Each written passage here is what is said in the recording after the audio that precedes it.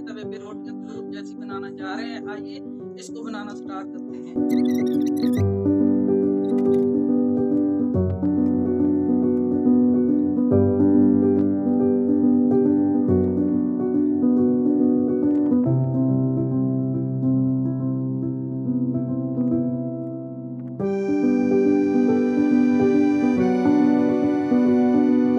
थोड़ा सा वो हो ये माशाल्लाह जबरदस्त बन गई है। ये देखिए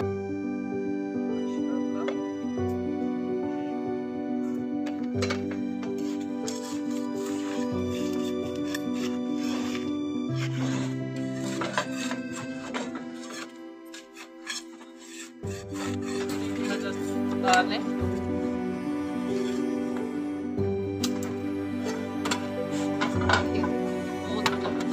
इसको सेक भी नहीं कुछ नहीं होता। अगर कहीं से आपको लगे जैसी रोटियां, ये देखें जी तंदूर जैसी रोटियां हमने तैयार कर ली हैं। ये देखें बहुत ही ज़बरदस्त, पीछे से भी बहुत ज़बरदस्त अच्छी तरह पक गई हैं। बहुत अच्छी रेसिपी है, इसको घर में बनाइए। तंदूर लगाने की ज़रूरत नहीं है, तवे पे ही बन सकती है।